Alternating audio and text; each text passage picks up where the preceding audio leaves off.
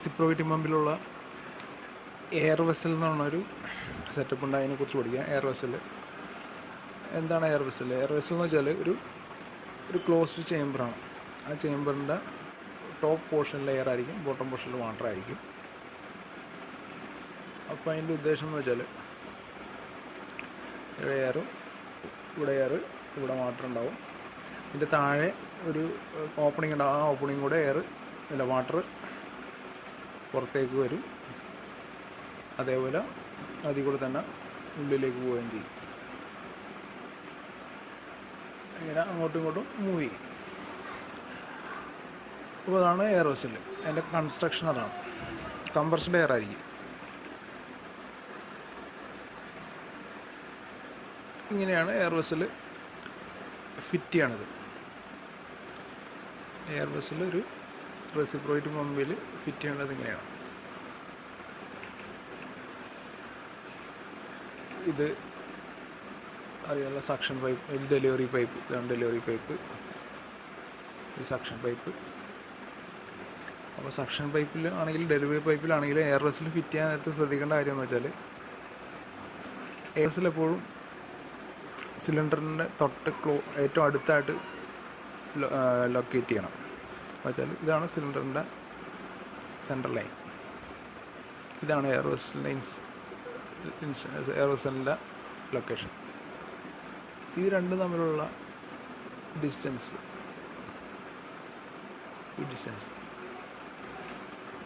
അത് it should be as minimum as possible. ഇത് വളരെ ചെറുതായിരിക്കണം. അതേപോലെ ഇവിടെ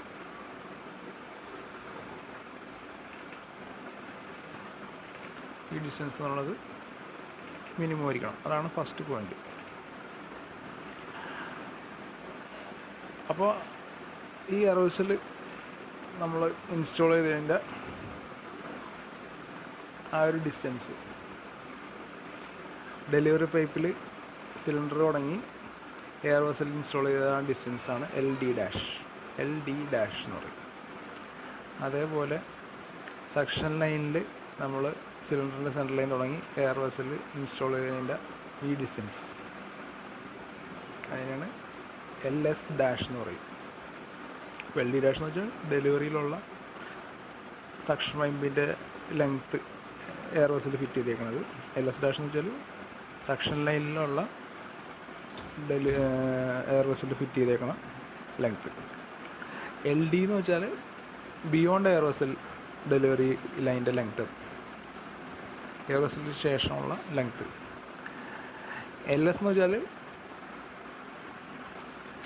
എയർ വെസലിന് മുമ്പുള്ള സംഭവം തുടങ്ങി എയർ വെസലിന് മുമ്പ് വരെയുള്ള സക്ഷൻ ലൈൻ്റെ ലെങ്ത്താണ് എൽ എസ്.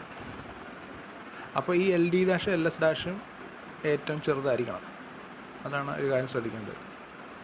കാരണം ഈ എയർ വെസലിൻ്റെ പർപ്പസ് എന്താണെന്ന് നോക്കാം. Purpose of air vessel. First purpose എന്ന് വെച്ചാൽ to obtain a continuous supply of liquid at uniform rate. Reciprocating പമ്പിൽ സപ്ലൈ ഓഫ് ഫ്ലൂയിഡ് ഒരിക്കലും യൂണിഫോം അല്ല. ആദ്യം സക്ഷനിൽ ഒരു സ്ട്രോക്കിൽ വെള്ളം കയറും. അപ്പോൾ ആ വെള്ളം കയറുന്ന സമയത്ത് ഡെലിവറി ഉണ്ടാവില്ല. അടുത്ത സ്ട്രോക്കിൽ ഡെലിവറി ഉണ്ടാവും. അപ്പോൾ ആ സമയത്ത് മാത്രമേ ഡെലിവറി ഉണ്ടാവുള്ളൂ. അപ്പോൾ ഒരു സ്ട്രോക്കിൽ ഡെലിവറി ഉണ്ടാവില്ല. അങ്ങനെ ആൾട്ടർനേറ്റ് ആയിട്ടാണ് സപ്ലൈ വരുന്നത്, ഡെലിവറി വരുന്നത്. അപ്പോൾ ഒരിക്കലും യൂണിഫോം ആയിട്ടല്ല പമ്പിങ് നടക്കുന്നത്. അപ്പോൾ ഒരു കണ്ടിന്യൂസ് സപ്ലൈ വേണം. അതിന് വേണ്ടിയാണ് മെയിനായിട്ടുള്ള എയർ വെസലിൻ്റെ പർപ്പസ്. പിന്നെ ഉള്ളതെന്ന് വെച്ചാൽ ഫ്രിക്ഷനെ ഓവർകം ചെയ്യാൻ വേണ്ടി നമ്മൾ വർക്ക് കൊടുക്കേണ്ടി വരും. സക്ഷനിലും ഡെലിവറി പൈപ്പിലും ഫ്രിക്ഷനെ ഓവർകം ചെയ്യാൻ വർക്ക് കൊടുക്കണം. ആ വർക്കിനെ നമുക്ക് നമുക്ക് സേവ് ചെയ്യാൻ പറ്റും എയർ വെസൽ വെച്ചാൽ. മൂന്നാമത്തെന്ന് വെച്ചാൽ നമുക്ക് ഹൈ സ്പീഡിൽ സെപ്പറേഷൻ ഇല്ലാണ്ട് പമ്പിനെ റൺ ചെയ്യാൻ പറ്റും. ഇത് മൂന്നാണ്. പക്ഷെ മെയിൻ പർപ്പസ് എന്ന് വെച്ചാൽ എന്താണ്? ഡിസ്ചാർജ് യൂണിഫോം ആക്കണം. പിന്നെ ഒരു കാര്യം എന്ന് വെച്ചാൽ air vessel should be attach very close to cylinder. സിലിണ്ടറിൽ ഏറ്റവും അടുത്തായിട്ട് വേണം ഇത് ലൊക്കേറ്റ് ചെയ്യാൻ, അല്ലെങ്കിൽ അതിനെ ഇൻസ്റ്റാൾ ചെയ്യാൻ. ഏറ്റവും പിന്നെയുള്ള കാര്യം എന്ന് വെച്ചാൽ മീൻ ഡിസ്ചാർജ് എന്ന് പറഞ്ഞാൽ ഡിസ്ചാർജ് എന്ന് വെച്ചാൽ എന്താണ്, ഒരു ആവറേജ് ഡിസ്ചാർജിനാണ് മീൻ ഡിസ്ചാർജ് എന്ന് പറയുന്നത്.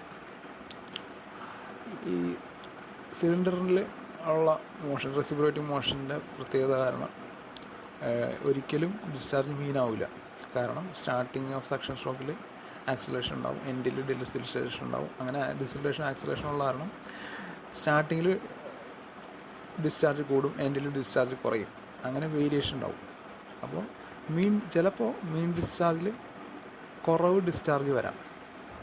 അപ്പോൾ മീൻ ഡിസ്ചാർജിൽ കുറവ് ഡിസ്ചാർജ് വരുമ്പോൾ ആ കുറവ് നികത്താനുള്ള വെള്ളം എയർ വെസ്സിൽ കൊടുക്കും. ഓക്കെ. നേരെ തിരിച്ച് ചില കേസിൽ മീൻ ഡിസ്ചാർജിൽ കൂടുതൽ ഡിസ്ചാർജ് വരും, കുറച്ച് കൂടുതൽ ഡിസ്ചാർജ് ആയിരിക്കും വേണം, കൂടുതൽ വെള്ളം വരും. അപ്പോൾ കൂടുതൽ വെള്ളം എക്സ്ട്രാ ആയിട്ടുള്ള വെള്ളമാണ്, മീൻ ഡിസ്ചാർജിൽ കൂടുതലായിട്ടുള്ള വെള്ളമാണ്. ആ എക്സ്ട്രാ ആയിട്ടുള്ള വെള്ളം എയർ വെസലിലേക്ക് കയറും. അപ്പോൾ നമുക്ക് മീൻ ഡിസ്ചാർജ് വേണം. മീൻ ഡിസ്ചാർജ് കൂടുമ്പോൾ ആ എക്സ്ട്രാ വന്ന വെള്ളം എയർ വെസലിലേക്ക് കയറും. മീൻ ഡിസ്ചാർജിൽ കുറയുമ്പോൾ ആ കുറവ് നികത്താനുള്ള വെള്ളം എയർ വെസലിൽ നിന്ന് പ്രൊവൈഡ് ചെയ്യും. അപ്പോൾ അങ്ങനെയാണ് എയർ വെസലിൻ്റെ വർക്കിംഗ് നടക്കുന്നത്. മനസ്സിലായോ? അത് ഒന്നുകൂടി ഈ ഫിഗർ വെച്ച് നമുക്ക് നോക്കാം. ഈ ഫിഗറിൽ നമുക്ക് സക്ഷൻ്റെ കേസ് എടുക്കാം. സക്ഷൻ സൈഡിലുള്ള ഈ എയർ വെസൽ എടുത്താൽ മതി. അപ്പോൾ ഈ എയർ വെസലിൻ്റെ ഒരു പ്രത്യേകത എന്ന് വെച്ചാൽ, അതിൻ്റെ പ്രിൻസിപ്പിൾ ഓഫ് ഓപ്പറേഷൻ എന്ന് വെച്ചാൽ, ഈ എയർ വെസലിൽ ഈ എയറുണ്ടല്ലോ, ഇവിടെ ഒരു എയറിന്, ഈ എയറിന് എന്താ ഉള്ളത്, എയറിനൊരു പ്രഷറുണ്ട്. ആ പ്രഷർ എങ്ങനെ സെറ്റ് ചെയ്തേക്കണമെന്ന് വെച്ചാൽ, ഈ പൈപ്പിൽ കൂടെയുള്ള മീൻ ഡിസ്ചാർജ് വരുമ്പോൾ ഉണ്ടാവണ ഒരു പ്രഷറുണ്ട് ഈ പോയിന്റിൽ, ഒരു .1, ഈ പോയിന്റ് 1 അറിയുക. ഈ പോയിന്റിലുള്ള പ്രഷർ, ഇതിൽ കൂടെ മീൻ ഡിസ്ചാർജ് വരുമ്പോൾ, ഇതിലൂടെ ഉള്ള ഡിസ്ചാർജ് മീനായിട്ട് വരുമ്പോൾ, ഫ്ലോ ആയിട്ട് വരുമ്പോൾ കറസ്പോണ്ടിങ് ആയിട്ടുള്ളൊരു പ്രഷറാണ്. ആ പ്രഷറാണ് ഈ .1 പ്രഷർ. ഇതേ പ്രഷറും ഇവിടെയുള്ള പ്രഷറും, ഈ എയറിൻ്റെ പ്രഷറും ബാലൻസ് ആയിരിക്കും. ആ ഒരു ബാലൻസ് വെച്ചിട്ടാണ് ഇതിൻ്റെ ഡിസൈൻ, ഈ എയർ വെസൽ ഡിസൈൻ. അപ്പോൾ ഈ കംപ്രസ്ഡ് എയറിൻ്റെ പ്രഷറും ഇവിടുത്തെ പ്രഷറും ബാലൻസ് ആവും. എന്ത് വെച്ച്? മീൻ ഡിസ്ചാർജിൻ്റെ പ്രഷറായിട്ട് ബാലൻസ് ആണ്. ഇനി നോക്കാം. സ്റ്റാർട്ടിങ്ങിൽ നമ്മൾ സക്ഷൻ്റെ സ്റ്റാർട്ടിങ് സ്ട്രോക്ക് ആണെന്ന് വിചാരിക്കുക. സക്ഷൻ്റെ സ്റ്റാർട്ടിങ് സ്ട്രോക്ക് ഇതാണ്. IDCയിൽ സ്റ്റാർട്ട് ചെയ്യുമ്പോൾ നമുക്ക് ആക്സിലറേഷൻ ഉണ്ടാവും. ആക്സിലറേഷൻ ഉണ്ടാകുന്നിടത്ത് കൂടുതൽ വെള്ളം വരും, കൂടുതൽ ഡിസ്ചാർജ് വരും. കൂടുതൽ ഡിസ്ചാർജ് ചെയ്യുമ്പോൾ ഈ .1 പ്രഷർ കൂടും. .1 പ്രഷർ കൂടും എന്ന് വെച്ചാൽ, ആ മീൻ ഡിസ്ചാർജിനെക്കാട്ടി കൂടുതൽ ഡിസ്ചാർജ് ചെയ്യുമ്പോൾ ഇവിടെയുള്ള പ്രഷർ സെറ്റ് ചെയ്തേക്കണമെന്ന് വെച്ചാൽ, ഇവിടുത്തെ പ്രഷറും ഈക്വലായിട്ടാണ് ഡിസൈൻ ചെയ്തേക്കണം. പക്ഷേ ഇവിടെ മീൻ ഡിസ്ചാർജിൽ കൂടുതൽ പ്രഷർ വന്നാൽ എന്ത് സംഭവിക്കും? മീൻ ഡിസ്ചാർജ് കൂടുതലാണ് .1 പ്രഷർ, ഇവിടെ അതിലും കുറവ് വരും. അപ്പോൾ എന്ത് സംഭവിക്കും? നാച്ചുറലി വെള്ളം ഉള്ളിലേക്ക് കയറും, എയർ വെസലിൻ്റെ ഉള്ളിലേക്ക് കയറും. ഓക്കെ. അപ്പോൾ പ്രഷർ അല്ലെങ്കിൽ മീൻ ഡിസ്ചാർജിൽ കൂടുതൽ വരുമ്പോൾ എന്ത് സംഭവിക്കും? ആ കൂടുതൽ വെള്ളം എയർ വെസലിൻ്റെ ഉള്ളിലേക്ക് കയറും. അപ്പോൾ സ്റ്റാർട്ടിങ് ഓഫ് സക്ഷൻ സ്ട്രോക്കിൽ ആക്സിലറേഷൻ കൂടുതലാണ്. ആക്സിലറേഷൻ കൂടുമ്പോൾ മീൻ ഡിസ്ചാർജിൽ കൂടുതൽ വരും. മീൻ ഡിസ്ചാർജിൽ കൂടുതൽ വരുമ്പോൾ ആ എക്സ്ട്രാ വെള്ളം ഇതിലേക്ക് കയറും, ഈ എയർ വെസലിലേക്ക് കയറും. ഓക്കെ.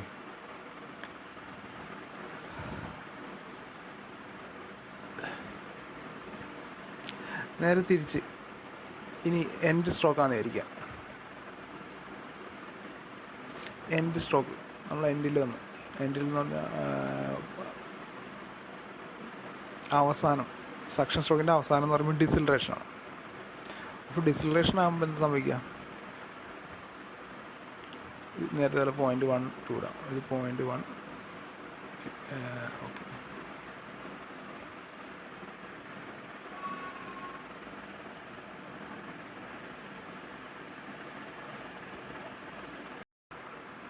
ഇവിടെ 0.2 ആണ്.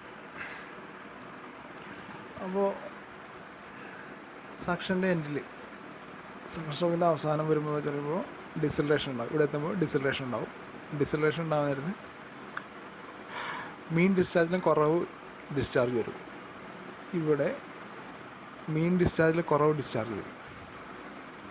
അപ്പോൾ കുറവ് ഡിസ്ചാർജ് വരുമ്പോൾ ഇവിടെയുള്ള പ്രഷർ ഇതിനെക്കാട്ടിയും കുറവാണ്. 1ലുള്ള പ്രഷർ 2നെക്കാട്ടിയും കുറവാണ്. അപ്പോൾ എന്ത് സംഭവിക്കും? ഈ 2ലുള്ള പ്രഷർ കൂടുതലായതുകൊണ്ട് ഇവിടെ നിന്ന് വെള്ളം ഇതിലേക്ക് വരും. അപ്പോൾ മീൻ ഡിസ്ചാർജിൽ കുറവ് ഡിസ്ചാർജ് ചെയ്യുമ്പോൾ ആ കുറവ് നികത്താനുള്ള വെള്ളം എയർ വെസലിൽ നിന്ന് വരുന്നത് ഇങ്ങോട്ടേക്ക് വരും. ഇതേപോലെയാണ് ഡെലിവറിയിലും സംഭവിക്കുന്നത്. അപ്പോൾ ഇതുകൊണ്ട് എന്താ ഗുണം എന്ന് വെച്ചാൽ, ഈ എയർ വെസലിന് താഴെയുള്ള ഈ പോർഷനിൽ, ഇത്തരം പോർഷനിൽ LSൽ ഡിസ്ചാർജ് മീൻ ഡിസ്ചാർജ് ആയിരിക്കും. മീൻ ഡിസ്ചാർജ് എന്ന് വെച്ചാൽ വേരിയേഷൻ ഒന്നും ഇല്ലാത്തൊരു നോർമൽ ഡിസ്ചാർജ് ആയിരിക്കും, ഒരു ആവറേജ് ഡിസ്ചാർജ്. അതേപോലെ തന്നെ ഈ LD റീജിയനിൽ ഡിസ്ചാർജ് മീൻ ഡിസ്ചാർജ് ആയിരിക്കും.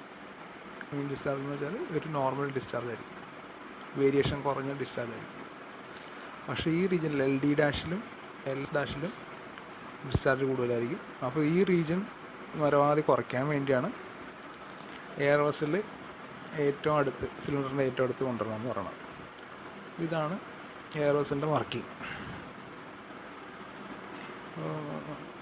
അപ്പോൾ അതിൻ്റെ കാര്യങ്ങൾ, ഈ പറഞ്ഞ കാര്യങ്ങൾ തന്നെയാണ് എഴുതിയേക്കുന്നത്. അത് നിങ്ങൾ വായിച്ചു നോക്കുക.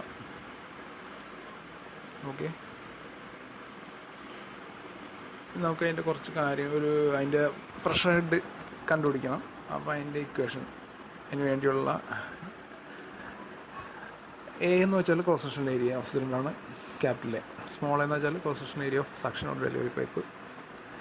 L(D) എന്ന് വെച്ചാൽ length of delivery pipe beyond air vessel.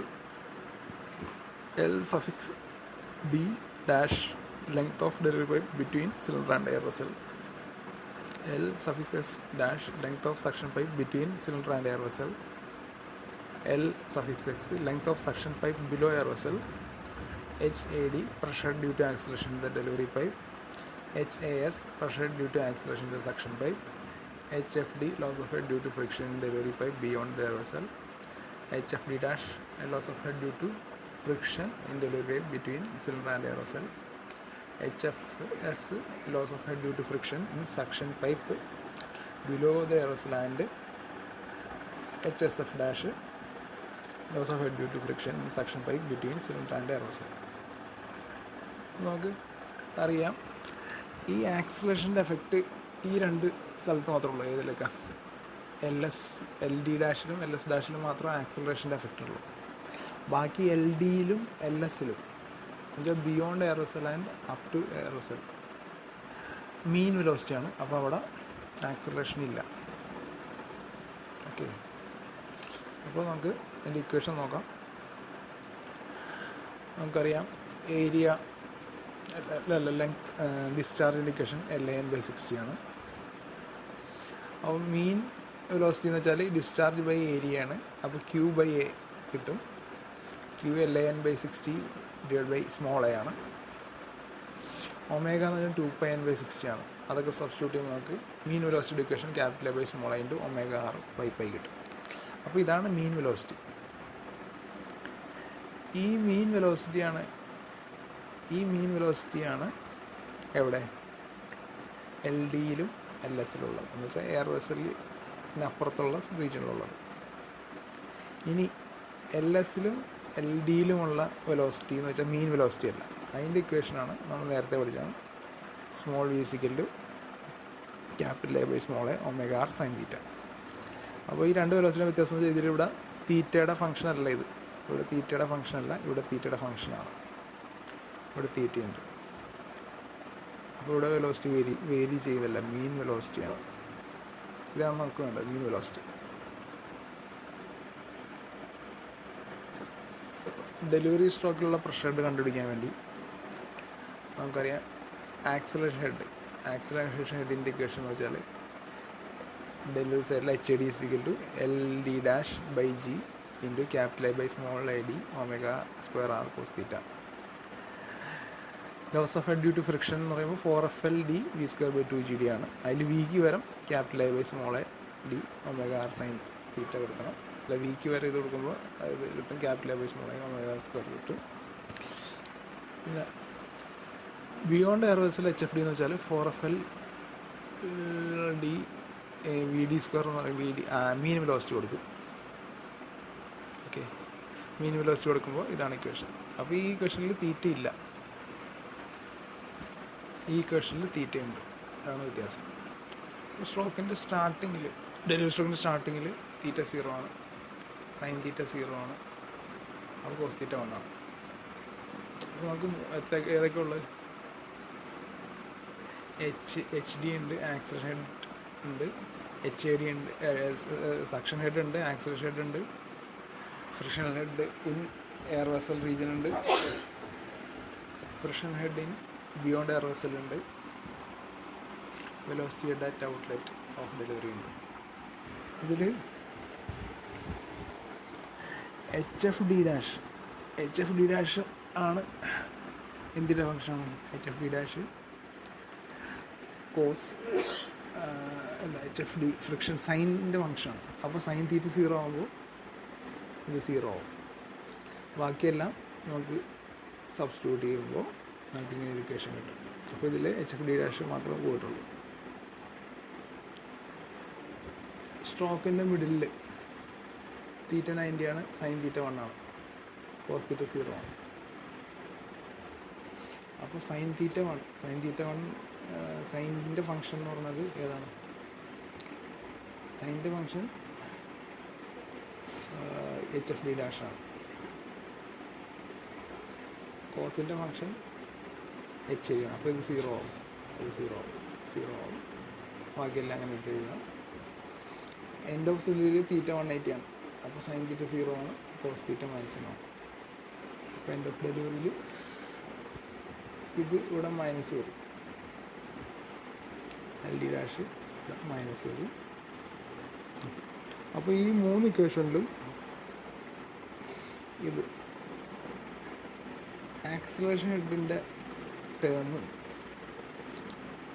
Friction loss of head due to friction in air vessel റീജിയനും നെഗ്ലക്റ്റ് ചെയ്യാൻ പറ്റും. ഈ 2 കാര്യങ്ങൾ നെഗ്ലക്റ്റ് ചെയ്യാൻ പറ്റും, കാരണം ഈ 2 ചെറുതാണ്. ഇതുപോലെ തന്നെ സക്ഷൻ ആക്സിലറേഷൻ അറ്റ് സക്ഷൻ ഇതാണ്, loss of head due to friction in air vessel region ഇതാണ്. അപ്പോൾ അതിൽ വെലോസിറ്റി ഈ ഇക്വേഷനാണ്, തീറ്റയുടെ ഇക്വേഷൻ. അപ്പോൾ അത് സബ്സ്റ്റിറ്റ്യൂട്ട് ചെയ്യുമ്പോൾ ഇങ്ങനെ കിട്ടും. അതിന് ശേഷം അതിൻ്റെ ബിയോണ്ട് എയർ വെസൽ ഇല്ലാത്ത റീജിയൻ, എയർ വെസലിന് അപ്പുറത്തുള്ള റീജിയനിൽ വെലോസിറ്റി ആവറേജ് മീൻ വെലോസിറ്റിയാണ്. അപ്പോൾ അതിൻ്റെ ഇക്വേഷൻ ഇങ്ങനെ കിട്ടും, തീറ്റ ഇല്ല. അതുപോലെ സ്റ്റാർട്ടിങ്ങിൽ തീറ്റ 0 ആണ്, അപ്പോൾ സൈൻ തീറ്റ 0, കോസ് തീറ്റ 1. അപ്പോൾ നമുക്ക് സൈനിൻ്റെ ഫംഗ്ഷൻ 0 ആവും. സൈനിൻ്റെ ഫംഗ്ഷൻ എന്ന് വെച്ചാൽ ഫ്രിക്ഷൻ HF' ആണ്, അത് 0 ആവും. ബാക്കിയുള്ള എഴുതുക. മിഡിൽ ഓഫ് സ്ട്രോക്കിൽ കോസിൻ്റെ ഫംഗ്ഷൻ 0 ആവും. കോസിൻ്റെ ഫംഗ്ഷൻ എന്ന് വെച്ചാൽ HAS' ആണ്, അത് 0 ആവും. ഓക്കെ, സൈൻ തീറ്റ 0 ആണ്, മറ്റേത് -1 ആണ്. അപ്പോൾ സൈൻ തീറ്റ 0 ആവും. അപ്പോൾ HSF' 0 ആവും. HA' -1 ആവും. അപ്പോൾ ഇതിലും നേരത്തെ പറഞ്ഞ പോലെ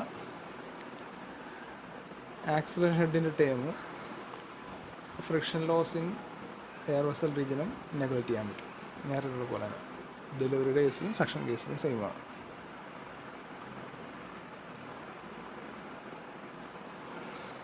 അപ്പോൾ വർക്ക് ഡൺ, എയർ വെസൽ വെച്ചുള്ള വർക്ക് ഡൺ കാണാം. അപ്പോൾ നമുക്കറിയാം വർക്ക് ഡൺ എന്ന് വെച്ചാൽ എന്താണ്, weight of water discharge weight of water discharge into height through which the water is pumped. ഇത്രയും ഫ്രിക്ഷൻ ഹൈറ്റ്, ഇത്രയും റെസിസ്റ്റൻസ് ഉണ്ട്, ഇത്രയും വെയിറ്റ് ഓഫ് വാട്ടർ ഇത്രയും റെസിസ്റ്റൻസിൽ കൂടെ ഫ്ലോ ചെയ്യണം. എന്തൊക്കെ റെസിസ്റ്റൻസാണ്?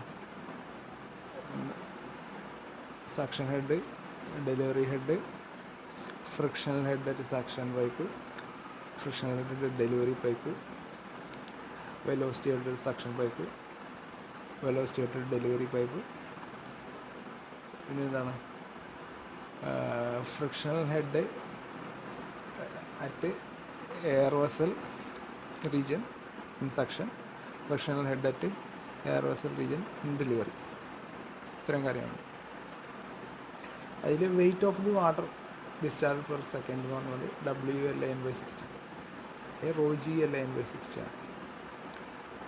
അതിൽ വെള്ളത്തിൽ ഇതിൽ കുറച്ച് കാര്യങ്ങൾ നമുക്ക് എന്താ കളയാം. എന്താ HFS സ്മോളാണ്, HFD സ്മോളാണ്, കാരണം L സ്മോളാണ്. അതുപോലെ ഇത് വെലോസിറ്റി, വെലോസിറ്റി സ്മോളാണ്, അത് നെഗൽറ്റ് ചെയ്യാം. അപ്പോൾ അതെല്ലാം നെഗൽറ്റ് ചെയ്യുമ്പോൾ നമുക്ക് ഇക്വേഷൻ കിട്ടും. Work done per second ρG/60 into HS plus HD, HS plus HD plus HFS plus 60 ഇങ്ങനെ കിട്ടും. ഇതാണ് work done per second equation കിട്ടും. നമുക്ക് എയർ വെസലിൽ വെച്ചത് കൊണ്ട് നമുക്ക് വർക്ക് സേവ് ചെയ്യാൻ പറ്റും. അതെന്തോരം സേവ് ചെയ്യാൻ പറ്റുമെന്ന് എങ്ങനെ അറിയാൻ പറ്റും? അപ്പോൾ അതിനുവേണ്ടി എയർ വെസൽ ഇല്ലാതെയുള്ള വർക്ക് ഡൺ കാണണം, എയർ വെസൽ വെച്ചുകൊണ്ടുള്ള വർക്ക് ഡൺ നമ്മൾ കണ്ട്, രണ്ടും നമ്മൾ ഡിഫറൻസ് കണ്ടാൽ പോരെ. അപ്പോൾ നമുക്ക് നോക്കാം.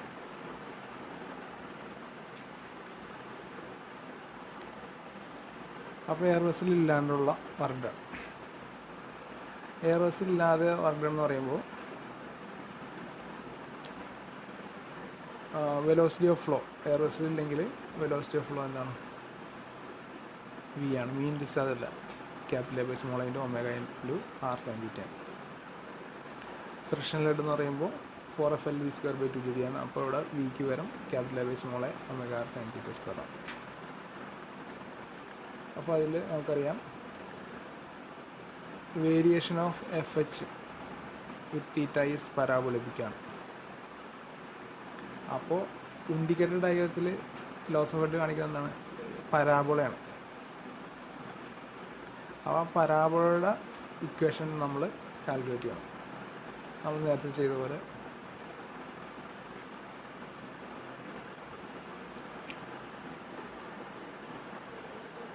പരാബോള, ഏരിയ ഓഫ് പരാബോള എന്താണ്? 2/3 ഇൻറ്റു ബേസ് ഇൻറ്റു ഹൈറ്റ് ആണ്.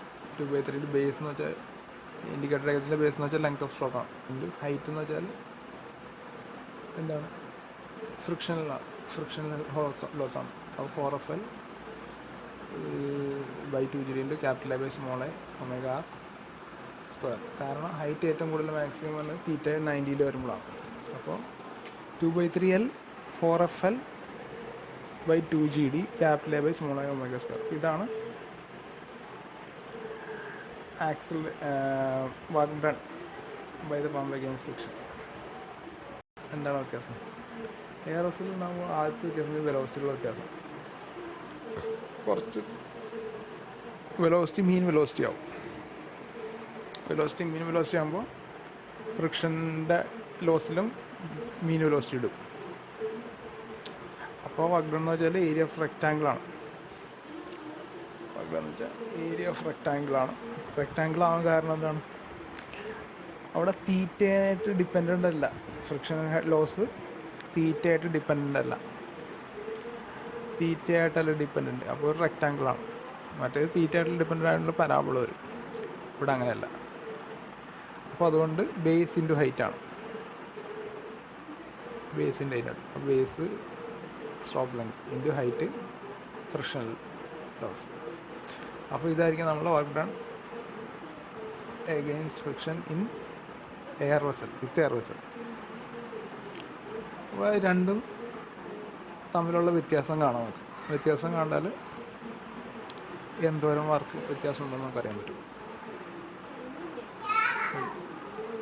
അപ്പോൾ W1 - W2 ആണ് കാണുക. അപ്പോൾ വ്യത്യാസം കാണുമ്പോൾ നമുക്ക് ഇത് കിട്ടും. എന്ത് കിട്ടും? ഇത്രയും കിട്ടും, ഇത് കിട്ടും. അപ്പോൾ